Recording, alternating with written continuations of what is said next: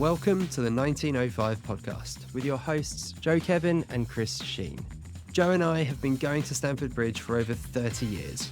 This podcast takes you inside our unfiltered voice notes on all things Chelsea, sharing our view from Gate 13 of the Matthew Harding stand. Let's hit the notes. In this episode, we look back at a very enjoyable lunchtime at Leicester, ask whether VAR will ever protect Cole Palmer, and preview this weekend's big six-pointer against Aston Villa. Let's start with our live reactions to that win at the King Power Stadium. Just got back from a horrendous morning's football. The weather was absolutely gross. Wind, rain, snow, sleet, and everything in between. So, glad to be indoors and glad to have the Chelsea Premier League games back. So, looking forward to this. Not having a beer today. I'm having a cup of tea because I'm absolutely frozen. The team looks different, interesting. Obviously, some injuries, I presume, to Gusto. We know that James is out for an extended period, probably. Lavie has obviously picked up a slight knock, so he's on the bench. Enzo's coming in for him. Not too sure on Fofana at right back. He didn't play amazingly well against West Ham, but we'll see how he gets on. Not weird, but interesting to see that Felix has come in instead of Nkunku. There was going to be a change. I think we all would have said it was going to be Nkunku, but it can't be helped. It is one of those things. We'll see how he gets on today. And I think it must got to be his first start, right? I don't know for definite, but it sounds like it's going to be his first start. So he's got a point to prove. And obviously, Badiashile and Enzo coming in for their respective players due to the injuries that we've got. So, interesting game. Very much looking forward to it. I hope we can pick up the 3 points here because this is going to be a pretty pants start to the weekend if we can't get off and running with a win. So let's go, boys. Enzo Fernandez, Nicholas Jackson, 1-0 Chelsea. And he's making scoring goals look easy in a Chelsea shirt this season. Really good start, isn't it? About 23 minutes in, and brilliant goal by Jackson, wasn't it? Like, that is sort of Drogba-esque, wasn't it? In terms of just that sure will fight and just a brilliant finish. Chelsea looking good. It's like a back three, isn't it, really? Almost, we've kind of gone through. I love that about Maresca. It was completely the opposite to what we were sold, this kind of flexibility in game, and each game to kind of come up with something different. He's had to juggle it a bit. He's gone with the back three, basically. And, really good start. Leicester should be down to 10 and, get a second goal before half-time, and it could be quite an enjoyable, comfortable game. We just need to keep the foot down. Yes, mate. Like you say, what a finish that was. And he's a sort of player, Jackson, that he just has these moments, doesn't he, in games where he really comes alive. You could sense that he really wanted that, and he was busy and he was hustling, and he didn't give that phase any peace there. And obviously, nice to get that little break of the ball.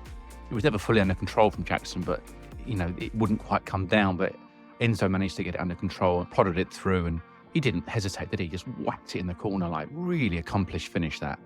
Lovely to see. And Chelsea thoroughly deserve it. They've been really good. The second goal that wasn't, I think Cucurella there, great ball in, and obviously it's fantastic that he's up there, but just don't be offside. And I can't criticise Cucurella because there's plenty of wingers and forwards that always get themselves offside, but he shouldn't be offside. Even by an arm's length, he shouldn't be offside because there's just no need for it. And if that had been 2-0, I really do think it might have been game over because Leicester have offered nothing. And then in the last 5 minutes of the second half, that poor ball from Sanchez, again, I know we keep saying it, but it's a poor ball into Caicedo. He doesn't want it there. Stupid. It's just stupid. They get a corner, it creates another passage of play for them, and it gives them a bit of a lift just before half time. And if you go in at 1-1, you're like, what's going on? Come on. But no, we managed to sort of weather that storm. I think it'd be nice if we can come out in the second half in the same vein as we did in the first and really try and get this game over and done with as early as possible, because the conditions are a bit rubbish. The wind is howling, it's raining, it's wet, it's horrible. So we got to try and weather this and make sure we come away with 3 points, because we really should be winning this game, and to come away with anything other than the 3 points stable will feel like a defeat, in my opinion. So far the better team, playing well, confident. I think everybody's had a good game. I can't really criticise anyone. Sanchez, like I say, once again, doing his best to offer the team a goal. But other than that, I think all the outfield players have been really good. So fingers crossed for a much improved and joyful second half. Look at them striding forward. It's Nicholas Jackson. It's in towards Madueke. And it was so close to 2-0. I mean, it's not his fault, is it? But what have I just seen? 54 minutes on the clock, Madueke clears it off the line from Palmer. Yeah, it's not his fault. But like you said, Joe, if we don't end up winning this game, this is going to feel like a defeat. Whatever happens, we should be out of sight. And you just worry in games like this. We said it in the preview beforehand, the last episode. It only takes one moment, as we've seen, one mistake at the back and the conditions, and just unbelievable that. For Leicester, here's Cucurella, lifted in towards Jackson's header, good save, Hermanson, Enzo Fernandez, and that might well do it. Thank fuck for that. Final whistle has just gone, and that was a relief. That was a horrible last minute or so, and wasn't probably really necessary. We had so much of the game that we should have been out of sight by that point. And you just had this horrible feeling because they'd not had a kick in the game, Leicester, and then suddenly they're whacking balls forward, and it only takes one bad bounce of that crazy wind and the rain for them to suddenly get in. Overall, I thought actually it was a really good performance. It was a very grown-up performance is what I'd call that. You've got these young players really stepping up and actually showing a bit of character, a bit of fight. I thought we controlled the game really well defensively. We looked really sound until right at the end there. And the only criticism really is that we didn't put the game out of sight. I mean, really could have been 3 or 4 lap, couldn't we? Quite comfortably. Yeah, had a feeling a little bit like the West Ham game earlier in the season, which again I thought was a really good performance. And difference being there is that after an hour we were 3-0 up and the game was done. We had the chances to be the same today, but just didn't quite take those. Obviously, great block from Madueke didn't help our cause. Shout out a couple of performances. Actually, I think they call it the whole back 3, back 4, however you want to call it really. I thought they played really well. We've been critical of Badiashile. I think many Chelsea fans have. I thought he was really good today. We looked really sound, looked like the player he did when he first came into the side. Fofana, obviously back at Leicester, not easy. He's getting booed every time he touched the ball, but I thought he was really good. And Colwill just looking more and more like the leader every game that you see him really. He was down there at the end, so hopefully that's nothing too serious and just a knock, but I'm sure we'll find out. And then going further up the pitch, again, another player that I've been critical of, we've certainly been critical of at times in this podcast, is Enzo. And I thought he was really good today. It was very subtle assist. You talked about it at halftime, Joe, but actually a really lovely little touch for Jackson for the first goal. He calmed down the situation, which was crazy, and meant that Jackson could take it first time. It was a really nice touch.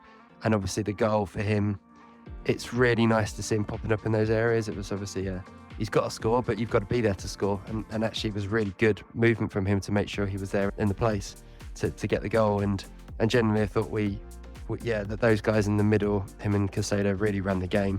And it shows how fortunate we are, doesn't it? Because you could really, I think we'd be pretty happy with him or Lavia in there alongside Caicedo, and you're feeling comfortable we can run most games in this league. So key thing today was to win, go over the line. First game after the international break is never an easy one. And yeah, the only block being we didn't get the clean sheet at the end. League table looks fantastic, just seen it. First team to play obviously the weekend, and we are nicely tucked into 3rd position.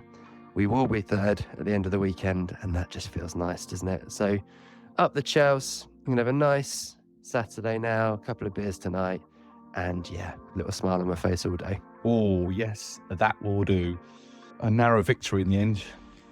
Very undeserved. We should have won by plenty, but as you know, you don't get everything you deserve in football. But a win's a win. We put the pressure on the other teams to keep up with us. And I think a few teams this weekend will win, so I thought it was important for us to not lose, certainly. And even a draw, like I say, would have felt pretty rubbish, wouldn't it? Had they somehow lobbed a ball into the box or something in the 97th minute and scored from it, I think I might have not been here. I would have been like, this goes in, I'm going to throw the TV off the wall. I was like, I can't have it. I just can't have them equalising in the last minute somehow. But really proud of them. I thought they dug in. They did dig in, but I thought actually it was quite comfortable. I mean, towards the end, they kind of got the job done, and Chelsea do show periods of like toughness in seeing that game out. Equally, they have a slightly soft underbelly, but they shouldn't be getting themselves in that position with a few minutes to go. They should have a little bit more control over the game. See Lavia standing on, I forget who he took down now, but the Leicester forwards foot, for me, was definitely a penalty. If you look at it again, he basically just stamped on the back of his ankle. Not on purpose, obviously. They're running at pace, but it's a definite penalty. Much like it was a definite red card in the first half on Cole Palmer from Ndidi, but clearly Paul Tierney had gone for a cup of tea because he wasn't watching, apparently. I think Chelsea overall were excellent. Like I say, they controlled the game. They didn't really show any signs of letting up. What I like about Chelsea is they do go for the jugular. They don't tend to sit back too much. Maybe a smidge in the last 10 minutes, but at 2-0 up, I don't mind that. I'm happy for that.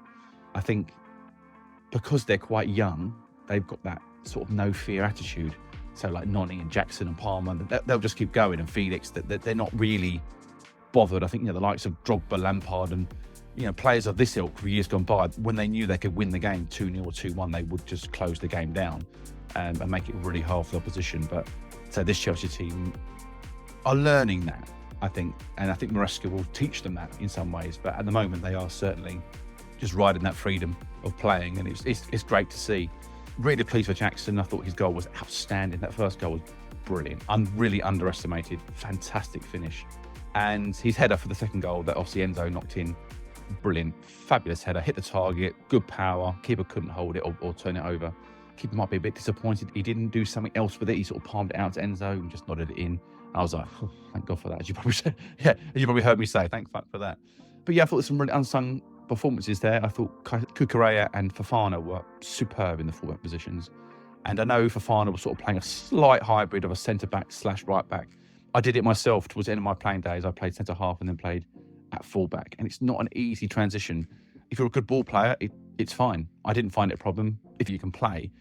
Where you find it difficult is getting up and down the pitch because you're not used to doing it as a centre-half. So I thought his positional sense today, his heading, his passing, his tackling, his going with markers, his one-on-one defending, I thought was really good. And like I say, Cucurella the other side, you don't expect anything less now. He's a world-class left-back.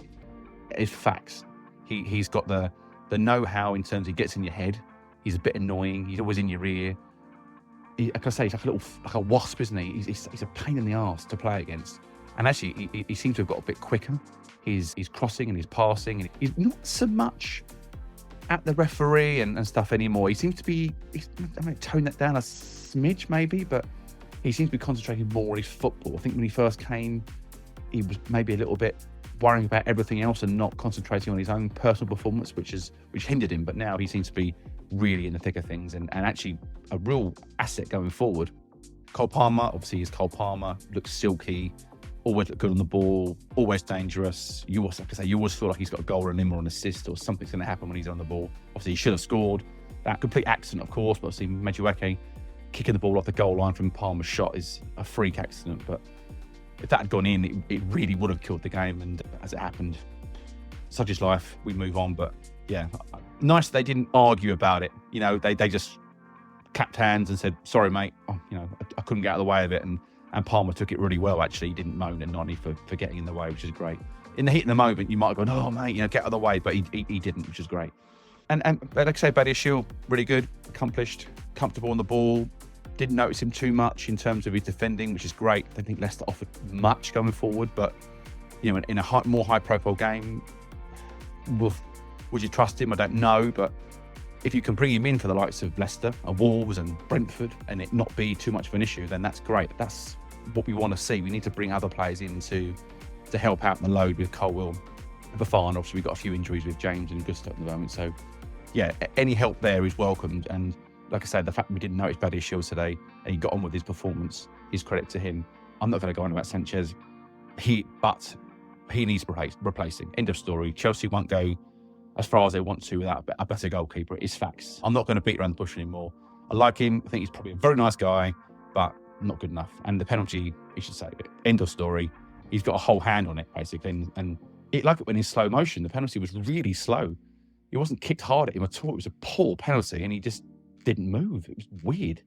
Maybe it was too cold. Who knows? But again, just gives away too many cheap balls. In the first half, that one to Caicedo that I mentioned, I think in my halftime note, a rubbish ball, 2 yards away, player up his arse, and we end up giving a corner away. And it's just too sloppy. He needs to realise Enzo probably wants him to play out, but that's not where we want to play.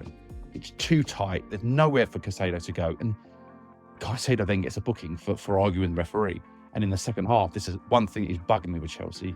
Lavie gets booked for dissent, and Fernandes got booked for dissent, and there was somebody else who got booked for dissent. And just like they've got to cut it out. They've got to cut it out, because if they get a red card for dissent and a tackle, it's going to piss me off a treat. But at the end of the day, they've come through it pretty straightforward in the end. Bit nerve-wracking the last couple of minutes, but you know what? Overall, really proud of the team. Really happy with how they're performing. Never easy to go anywhere and win. So, you know, whether it be 2-1 or 4-1, not really too bothered. They'll have their better days.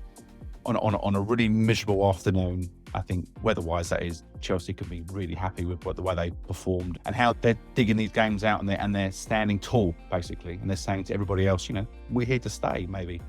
That's what I'm hoping anyway. So, like I say, third in the league, won't drop past there tonight, and a few games to go later on, and someone will drop points somewhere. And there's always a surprise game normally. So, really pleased tonight. And like you say, Chris, I'm changing my cup of tea now for a couple of lagers. So, enjoy, guys. I've got to say, starting the week off with a win at the weekend always feels really good. And it didn't ruin my weekend. The stat was that we'd won 1 in our last 7 games, kicking off at 12:30. So that kind of gives you an idea that these 12:30 games aren't as easy as they seem on paper. So, really pleased about that. I thought it was interesting to maybe speak about Enzo Fernandez. Now, I didn't really mention him in my voice note at the weekend because I figured I would maybe speak about him today because I think he deserves a lot of credit, actually. Seen him come on last time out against Arsenal before the international break. I love the fact that he actually changed the game. And some people might agree or disagree with that, but in the ground, you really get the sense of, oh yeah, he did something today. He hurried people. He was snappy in the tackle. You could see that he wanted the ball all of the time. In a moment where we weren't really going anywhere, they just scored, and we had a bit of a sticky 5, 6, 7 minutes. It was like, okay, we needed something to happen. And bringing him on, I must admit, for a moment, I was a bit like, okay, let's see what happens here. He's not been playing great. He's been playing okay in Europe, but obviously the position isn't great in Europe at the moment. And you're thinking, come on, what can you give us? And to be fair to him, he had an excellent 25 minutes. As I created the assist for Neto. Obviously, I know Neto did a lot of the hard work with that, but he always wanted to be on the ball and be involved. And for a player of his stature on the fee that he came with, he could have moped, he could have sulked, he could have got his head down, but he didn't. And even in these moments where he's been playing in Europe and then maybe not playing at the weekend, I've always wondered, how long is he going to put up with this? Are we going to start hearing stories like we've been getting from Christopher Nkunku? You know, even though Nkunku doesn't want out necessarily, there's stories circulating around him. So you always get a little bit concerned when players aren't getting what you class as their natural minutes from a player that's been bought for 100 million. So when I heard that Romeo Lavia was going to be out for the weekend, or certainly wasn't going to start, you knew that Enzo was going to come in with Caicedo, and your immediate thought is, come on, give us something that we can all kind of get behind. And to be fair to him, he delivered a man of the match performance. A brilliant little bit of skill to bring the ball down from Jackson's hard work, and then a little prod through for Jackson, who went on to score that brilliant goal. And then getting his reward for getting in the box and heading home what proves to be the winner, the second goal. And it was interesting to hear what Maresca had to say about that in his post-match press conference, when he said that they've been basically telling Enzo that he has to get in the box more, and that maybe a couple of weeks ago he wouldn't have scored that goal because he wouldn't have arrived in the box. He'd have been standing on the edge. And I thought that was really key, actually. And it's a nice thing. Again, another sort of Maresca where they're kind of going, listen, let's learn. We're going to progress our system a little bit more every week. And I think that's what's nice, is that you get a sense that with Chelsea, that every single game they play, they're getting a little bit mentally strong. And Chris, you've mentioned in the past about the European games breeding confidence. And I know a lot of these players aren't playing every week in Europe, but the fact that the team are winning regularly in the Europe, also we're winning a lot in the Premier League, I think has given us, when you look at the win column in the fixtures and you see WWW, it feels great, doesn't it? I think when you're on a run of games where you're getting draws and losses on a regular basis, it just feels rubbish. And I think it does kind of get into the roots of the team. But you are seeing a fairly confident Chelsea team at the moment. And we have seen that I'd say pretty much from the start, barring maybe the Man City game. And my word, wouldn't we have liked to have played them now and not first game of the season? Man City, that is. But yeah, I thought Enzo really deserved Fernandes, that is, his credit for this week. And he's had some decent games, like I say, coming on against Arsenal, making a difference. He had a couple of assists against Noah before going off at half-time from corners. And hopefully, we are starting to see the signs of a player in there. Now, we all know he can play, but it's like getting consistency and actually making a difference in those games, because he does have a tendency to sometimes go missing. And I think that has been thrown at him quite a lot. And I think we've all done that to some degree. And I think it's actually been quite apparent that he's gone missing in games. So, yeah, really happy to see him make a difference. And it was nice to see the players all get around him when he scored his goal. The substitutes were warming up at the side by the corner flag. They gave him a big hug and a cheer. Obviously, all the players came over to give him a high five and a clap. So that was really good. And I think it's just worth mentioning that the crowd at the weekend, was fantastic. The away support was brilliant. Best supporters in the world by an absolute country mile. Love all the singing. Some of the individual players now getting their rewards with, their own little songs, and obviously some of the generic ones that were being sung as well. So yeah, it's really pleasing to see that there's a real harmony. And is there a sign of maybe a slight spine developing at Chelsea? Can we argue that Levi Colwill and Caicedo and maybe Lavia or Enzo, or maybe both of them, are proving to be very strong? And even Jackson, do I think we need a new striker with Jackson? Difficult to say, because I think if you get another striker in, it limits his game time. But I think Jackson really does look like a player that could take up that mantle. I don't want to keep saying about being a new Drogba or someone on that ilk Costa, but he does have it in him. He does have the dog in him. He's a tough guy. He fights for everything. He can be a real kind of tetchy sod at times. But I think there's a bit of a spine developing within Chelsea. The goalkeeper definitely isn't part of that. And just briefly touch on Wesley Fofana, because I think his Arsenal game was probably a man of the match performance, certainly in a blue shirt for us. And I thought he was absolutely outstanding and ran Enzo a very close second.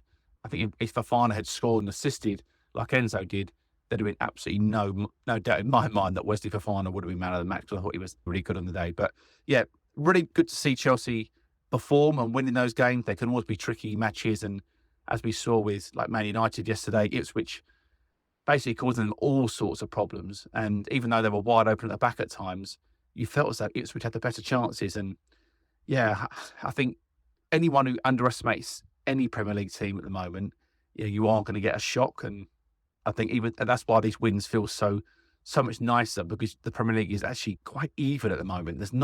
There are some teams obviously with some more developed squads and along their journeys, but I think there's also some teams just like, what you class as run-of-the-mill teams like Brentford and Wolves, but do you know what? They're bloody dangerous on their day, and they can cause you some problems.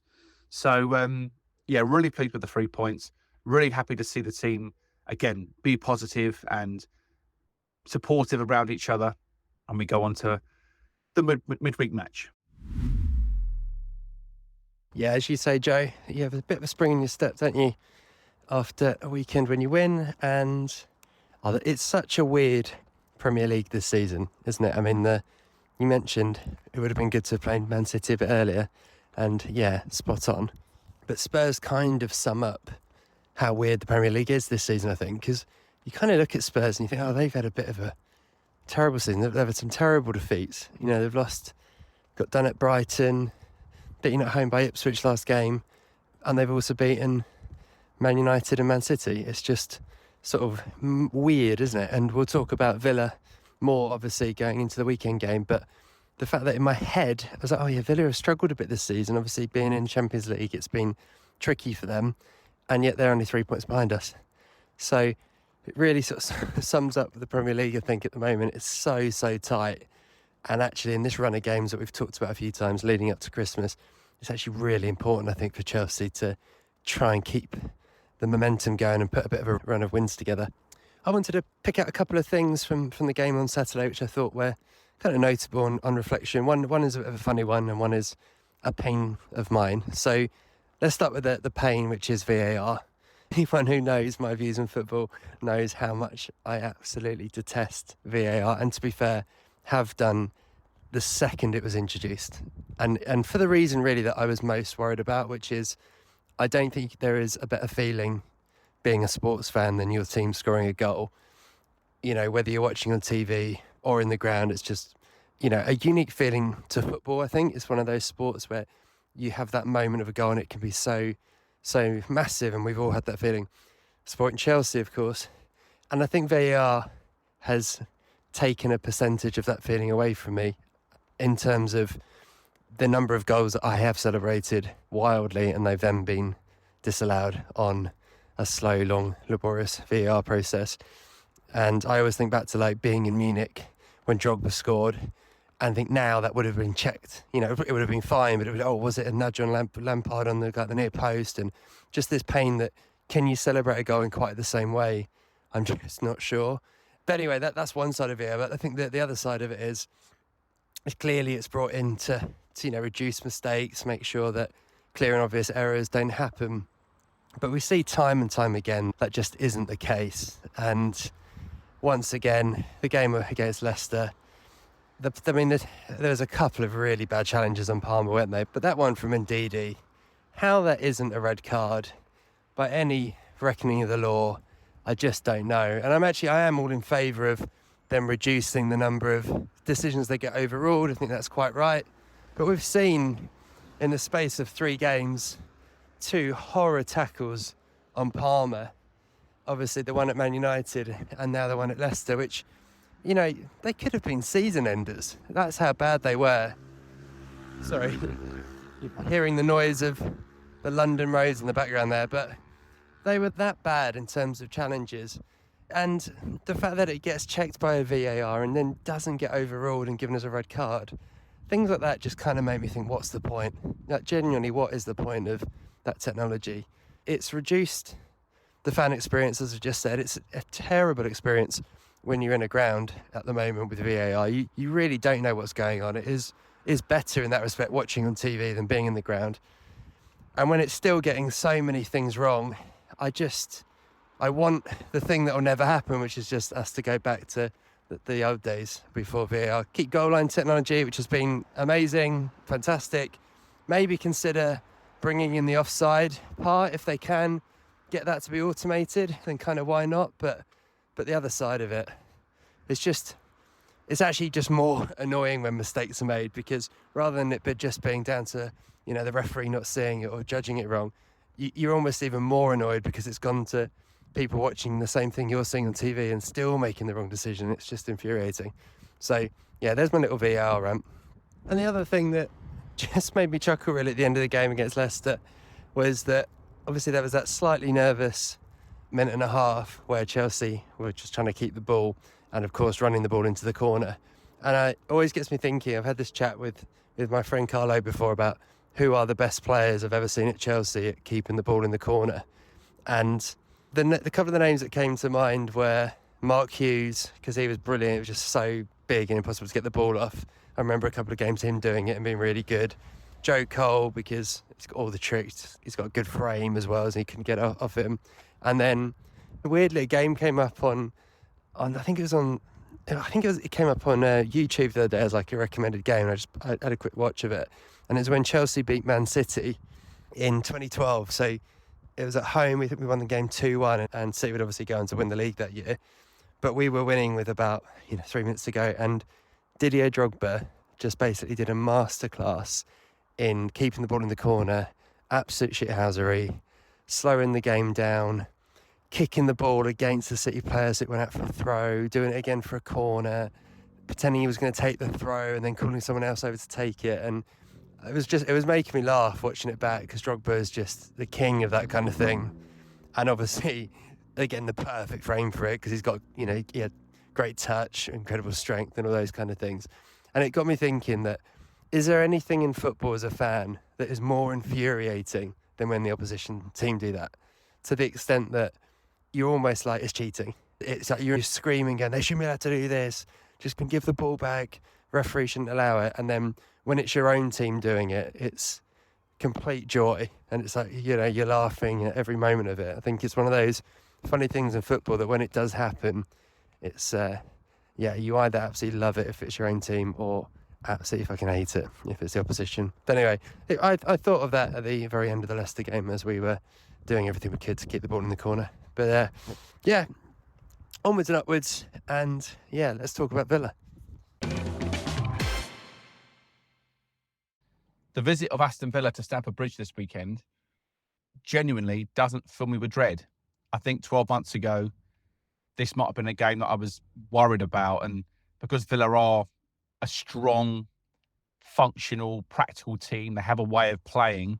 I think that is so important in the Premier League. I think if you've got an identity and the players will stick to a system, whether you like the way they play or not, whether it's defensive or attacking or a bit of both, whatever your look on it is, doesn't really matter. If everybody knows in that side what the left leg is doing and the right leg is doing, you've got half a chance. I think that's where Chelsea have struggled for so many seasons, is that the team is so disjointed and there's been so many new faces and they're trying to cram so many things in at once that it's almost impossible to learn on the job when you're changing out 6 players every single week. I mean, the centre halves have only really started to become a regular thing for Chelsea in the last, 4 months of the season.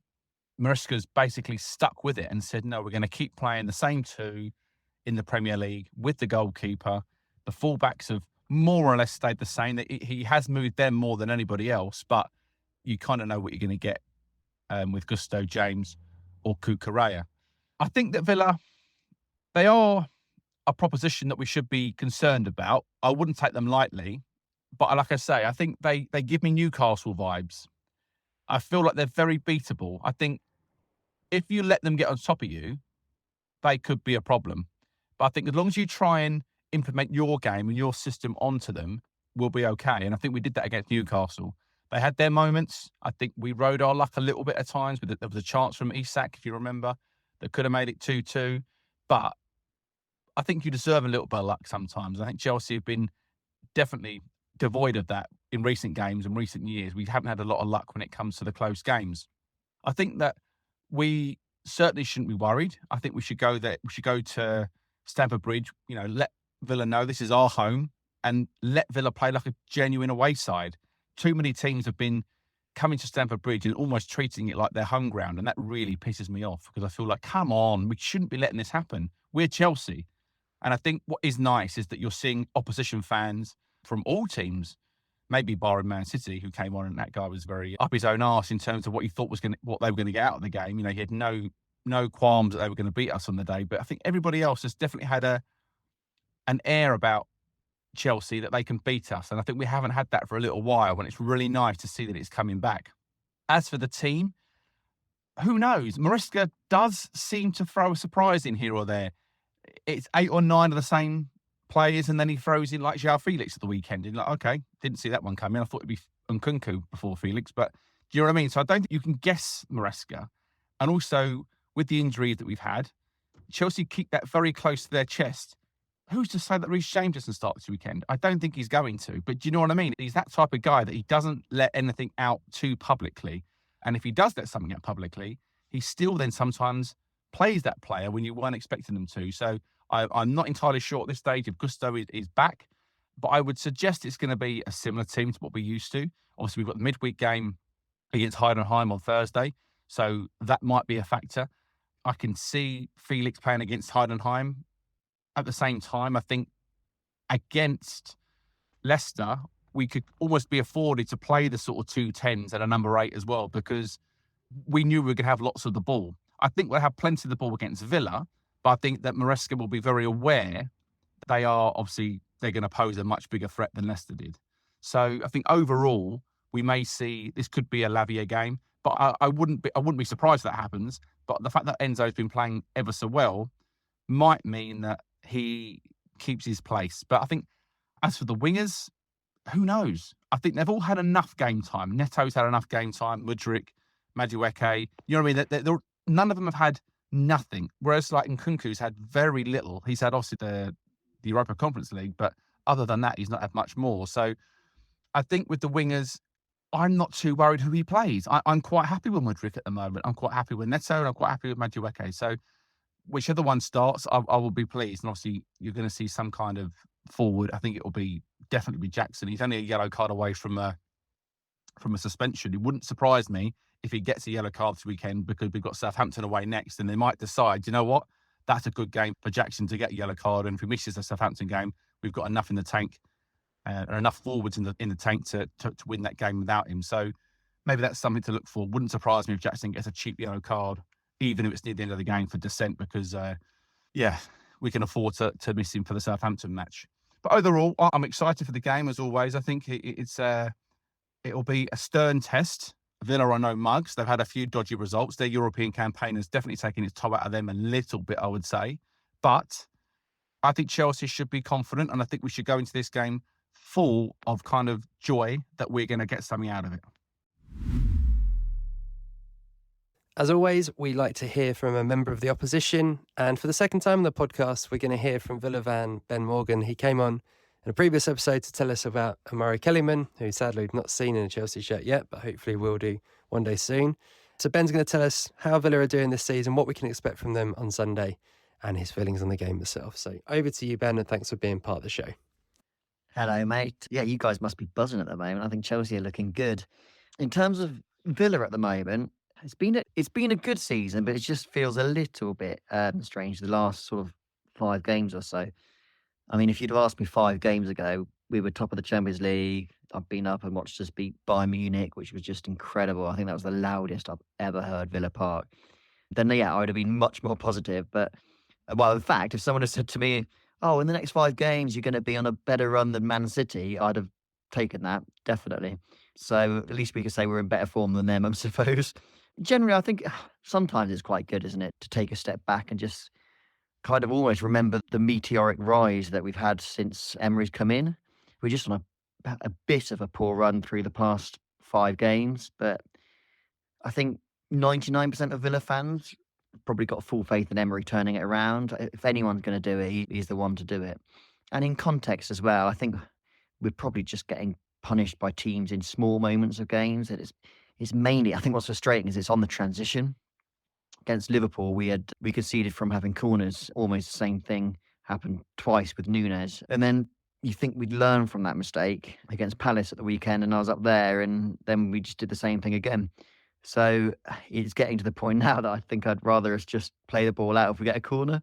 But joking aside, there just seems to be a bit of naivety, I suppose, in our defending, which we haven't probably seen before under Emery. I don't know. The league, I think, at the moment is just so tight that 3 points separate 3rd place where you are down to 8th place where we are. So from that point of view, I think the game at the weekend on Sunday is almost a bit of a 6-pointer for both of us. It's interesting as well, obviously, because we've got a bit of a history going on with Maatsen obviously playing and Barkley playing. Maatsen, surprisingly, he hasn't really had a lot of game time with us.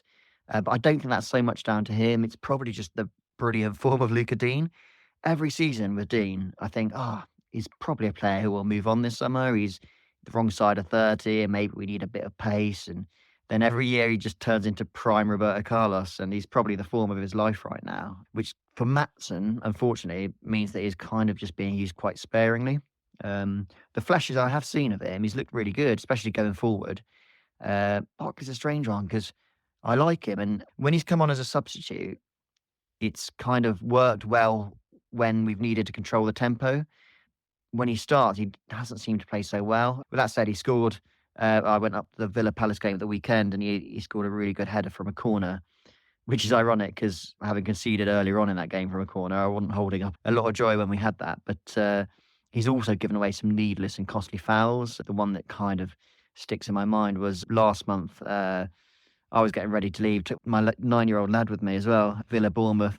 And we thought, that's 3 points in the bag. And then he just gave away out of nowhere a needless free kick with seconds to go. And then Bournemouth equalised from that free kick. So I think a few Villa fans are still feeling the pain from that a little bit. But I'd say it's kind of been a 6 out of 10 so far for us.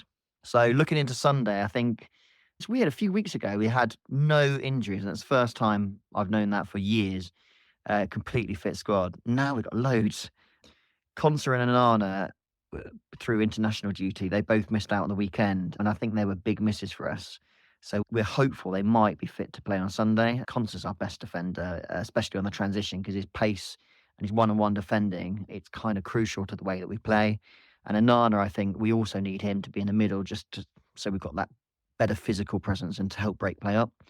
So, yeah, I mean, from the weekend, I'm a bit apprehensive about it, I suppose. I've been really impressed with Chelsea for what I've seen so far, especially going forward. I think you're conceding a few goals, a bit like us, I suppose. So, but yeah, I really like Madueke. I think he's not getting the plaudits he deserves, kind of because of the form of Cole Palmer. So everyone's attention's on him, but he looks brilliant, I think. Both of them do. I was quite intrigued as well. When Maresca came in, he did what we had under Paul Lambert years ago, and he creates this sort of a bomb squad, we used to call it. And I thought, is that going to work? But in fairness, he's doing a really good job, isn't he? I'd like to think by the end of the season, Villa will still be aiming to get that sort of top 4 spot. Although I think top 5 could get Champions League this year because it's that co-efficiency in Europe, isn't it? But I think Villa and Chelsea, I think they'll both be there or thereabouts. So for that reason, with it being at Stamford Bridge, a 6-pointer, us having a leaky defence, I think, yeah, I'd definitely take a draw at the weekend. So yeah, good luck for the rest of the season, just not against us. Cheers. Great to hear from Ben again, and always nice to hear about some ex-Chelsea players as well. And I actually think that both Barkley and Maatsen will get a decent reception actually back at Stamford Bridge. I think it will be, yeah, fairly nice. Both of them, see, Maatsen never really played enough, but was always quite well liked when he did, and was a good move for him and a good price for Chelsea selling him in the summer. And Barkley was a funny one, wasn't he? He's kind of that enigma of a player that when we signed him for such a good fee, you were kind of quite excited about him. And he had moments, didn't he, in a Chelsea shirt? Probably the standout for me being that brilliant goal against Liverpool in the Cup. But kind of as his career's always been, you have little moments where you really see his quality, but he's never been able to put that consistency together. But yeah, both of them, nice to see them back at the Bridge on Sunday. It's a big game, and funny enough, it got me thinking, looking back at the game the last time we played Villa, which was the 2-2 towards the end of last season. And I watched the highlights back actually, because it was a kind of a real pivotal game actually in our run-in, where, for those who don't remember, it was a Saturday night game off the back of that disaster at Arsenal, where we'd been, well beaten 5-0. And then we were 2-0 down to Villa at half-time, and hadn't been that bad, but defensively looked all over the place again. And you just kind of felt, I remember watching, just thinking, this is about as bad as it gets. At the moment, being a Chelsea fan, it felt a real low point. But then we came out second half and were brilliant. 2 brilliant goals from Madueke, and then Gallagher, an absolute worldie on his left foot. And I talked earlier about my love of VAR, but for those who don't remember, very late in the game, deep into injury time, we thought we might have won it, where Badiashile, little shove maybe, or a strong shoulder, depending on how you see it, from a corner, hooked the ball back across, Disasi powered in, everyone goes mad celebrating, and then of course VAR rules the goal out, as is its wont. And although that was a very disappointing end, it was one of those draws that kind of felt like more on the edge of a victory than a defeat, because having been 2-0 down at half time. And from that point forward, Chelsea didn't look back and ended up obviously winning the last 5 games of the season, including beating Spurs and West Ham 5-0. So it was last time we played Villa, I think, was a key moment of last season, and it kind of gave us that momentum that saw us over the line. And hopefully playing them on Sunday we'll have a similar sort of story in terms of keeping this momentum and this run going, because following the results over the weekend and then even Newcastle losing on Monday night, you look at the teams around us and everyone is dropping points, aren't they? There's no consistency. We talked earlier about Spurs. 1 minute, brilliant. The next minute, awful. Chelsea, if they can put a consistent run together, our ambitions for this season could become a bit more. I'm not going to say we're going to challenge for the title, because I don't think we are. But wouldn't it be great if we were comfortably top 4, comfortably in around the conversation of the top 3 even, and not, as we often have been in the last years of when we haven't going for the Champions League, still fighting for it in the last couple of games to go, and, hoping that the likes of Villa, who we play, obviously, and Spurs and Man United drop points. It would be really nice if we weren't in the position, but, let's not get spoiled. Let's just focus on the winning the games in front of us. I think one of the big things about the game at the weekend against Villa is obviously that we both play in Europe this week, and I think 2 very different stories, aren't there? Because we know that Chelsea are likely to make 10, if not 11 changes when we play in Germany on Thursday. Quite a few of that squad we know won't travel. Obviously, Palmer isn't even in the squad, for example. So Will should go into the game pretty fresh. And Villa have a massive game for them in the Champions League on Wednesday night against Juventus. So it's the old, actually kind of want them to have a big night, do really well. And then on Sunday, it's a bit of that morning after the Lord Mayor's show. And hopefully they're struggling to get themselves back up after a great European night. So that could actually really go in our favour. And yeah, very unlike Chelsea, they won't be rotating anyone for that Juventus game. So we should have fresher legs on the day, which I think could be big in a game like this. Interesting to hear from Ben about Villa being kind of hit on the break and on the transition. Obviously, that's been really Chelsea's biggest strength this season. It's when we've looked really electric at times, whether that was against Brighton, the breakaway goal against Newcastle from that Palmer pass. Think of Wolves away earlier in the season where we did that a couple of times just brilliantly. It's the thing when we really get going, we look, quite frightening actually. And I watched the highlights again of the Leicester game, and obviously the comical moment that we can now laugh about when Madueke clears off the line from Palmer. But actually that was a brilliant counter-attack. It was so fluid, so quick, end to end. And yeah, when we see Chelsea attacking like that, it really is quite exciting. So I imagine Maresca will have a plan to try and create as many opportunities for that to happen as possible. And yeah, a big game. I am expecting, as you said, Joe, to not have too much rotation, and probably the wingers, as always, are the ones to look out for. But yeah, you think it's going to be a standard kind of 11 that we've been seeing for the Premier League games recently. A couple of surprises, as always. And that is a great shout to watch out for, of Jackson getting a booking. That will be very interesting because we play Southampton in midweek, don't we, as well? So there'd be some rotation planned for that game anyway, you'd think. And yeah, that wouldn't be necessarily the worst game for him to miss. So watch out for an 80th minute booking for Jackson. Put your money on that one now. But yeah, looking forward to the game. We will reflect on it next week. And to finish the episode, as always, I'll hand back over to Joe for his best and worst memories of Aston Villa at home. And these are a couple of absolute crackers. Over to you, Joe. So for my best and worst this week against Aston Villa at home, I figured there was actually quite a lot of games to choose from. I think the obvious choice would have been Chelsea 8, Aston Villa 0. But when I look back at that game, Villa's team was pretty poor, if I'm being honest. Even though it was a great win, obviously, I decided to go for the Carlo Ancelotti 2010 season, where we were just frighteningly good that year. The game finished 7-1 to Chelsea. And we had a fairly second-string team out. We had a few squad players playing with a few injuries, and we were resting players for Europe and that sort of thing. There was no Drogba, he was on the bench, and Barak was on the bench, and those sorts of players. So, you kind of get the idea. But what was great was that players like Yuri Zhirkov, who came in for the match for Ashley Cole, was absolutely outstanding. I mean, he managed to get 2 penalties by driving to the box from the left wing-back position. And if you can get a player coming in who probably at the time we all thought was probably quite average, Zhirkov, but he reminds me a little bit of what was now Ben Chilwell. Kind of never looks that quick, but actually over sort of a 10-yard burst they are. And I would say he managed to get 2 penalties, which Lampard clearly converted. The first one was an absolute peach into the top corner. As for that, Lampard himself managed to get 4 goals on the day, so he clearly enjoyed himself. And it was one of those games where Malouda would set up Lampard, and then Lampard set up Malouda getting himself a couple of goals as well. It was just a really good, fun game at home. We'd just come off the back of a 5-0 victory against Portsmouth. And when we were going for the title, we got a plus 11 goals in 2 matches.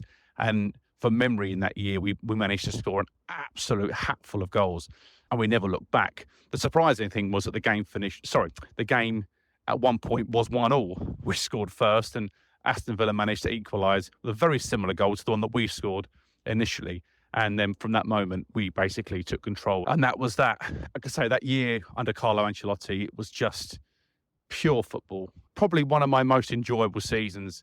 That one and the Conte year really kind of stick out in my mind as, I suppose because it wasn't Mourinho, it just felt different. The team played different. We were a bit more expansive, even though Jose played expansive games and expansive football at times. Yeah, he was very much a shut-up shop merchant, whereas Ancelotti and Conte, for all their kind of Italian, let's sit at the, what you'd expect from an Italian manager, sit at the back and hold a 1-0 victory. They actually did go for the jugular quite a bit. So I think, without any question, I think the 7-1 victory at home in that season, particularly off the fresh of a 5-0 victory the week before, sticks out in my memory as definitely my most favourite game against Aston Villa at home. So for my worst Chelsea game, I'd have to go back to 2007 for this one. We were a team in full flow. We were a championship kind of contending team as per usual at the time, but we just never got going on the day. And even though we didn't lose this game, I really felt as though we were going to walk it, because that's what Chelsea did at home. Particularly at home, we had such a good record, and you can never see anyone coming there. And it was a really big team and causing us any problems. But we found ourselves behind after about 14 minutes through Sean Maloney with a well-struck shot. And Chelsea after that in the first half just never really got going. We were a bit ponderous, wasteful. Passes were going awry. The crowd were getting a little bit edgy. It was a Boxing Day game as well. So, everyone was kind of feeling pretty good. And sometimes those Boxing Day games never quite have the same level of intensity in terms of the crowd getting into it. But just before the break, Maloney hits this sort of low shot again outside the box. It's like a bit of a P-roller. And it hits Czech sort of in the arm and just rolls in the bottom corner. And it's a really poor goal. Like, you would have put your life on Czech saving it. It's a really bad goal to concede. And we found ourselves 2-0 down with a minute to go before half-time. And then from sort of out of nowhere, from kick-off, we get a penalty, and Zach Knight for Villa gets himself sent off. And Chelsea have a chance to go to claw one back, and Shevchenko absolutely smashes it in from the penalty spot. So you're 2-1 down going into the break, feeling a bit better about yourselves because we didn't look like the team, that we all turned up to see that day. Briefly after the break, Shevchenko came out, sort of danced through the Villa defence and ends up smashing roofing this ball to equalise for Chelsea. And he whirled away into the corner, big celebration, big fist pump. It was nice to see Shevchenko score a goal like that because he was one of my favourite ever players. And even though he didn't hit the heights at Chelsea, he was still a fantastic footballer. After about an hour or so, the game was, we were in full flow now. We got our towels up, we were back in it. And big Alex, the Brazilian, he came storming through from the back, little 1-2, and booms this ball into the corner, low and hard. No goalkeeper as well, but have saved it to put 3-2 ahead. You're going, right, come on then. We've got them now. We're 3-2 up. We've got a man advantage. We're never going to get, cock this game up. And lo and behold, Villa got a free kick, which Ashley Young whips in, and Martin Larsson from the back sort of scoops the ball into the far corner to make it 3-3. And the crowd went silent. It was like, oh my God, what is going to happen next? Well, I can tell you what happened next. Carvalho got himself sent off for Chelsea to make it 10 apiece. And then Michael Ballack had a free kick on the edge of the box. And it's one of these games where it seems every shot seemed to go in.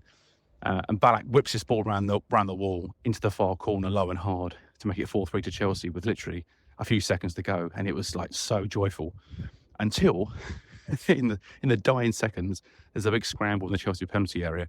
As Villa go to score, Ashley Cole puts his hand up on the goal line and stops an obvious goal. So he got himself sent off. So we're down to 9 men, and Villa have got a penalty, which Gareth Barry dispatched to make it 4-4. And like I say, being a Boxing Day game, being a game that we were going for the title, we didn't quite finish it. It felt like 2 points dropped massively, but it was a highly entertaining game. Couldn't believe what was going on. It was completely bonkers. And even say, like, we didn't win. I know we didn't lose the game, sorry.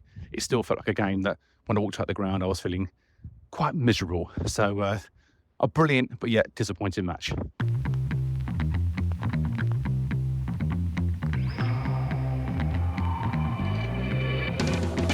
Those were the Chelsea notes for this week.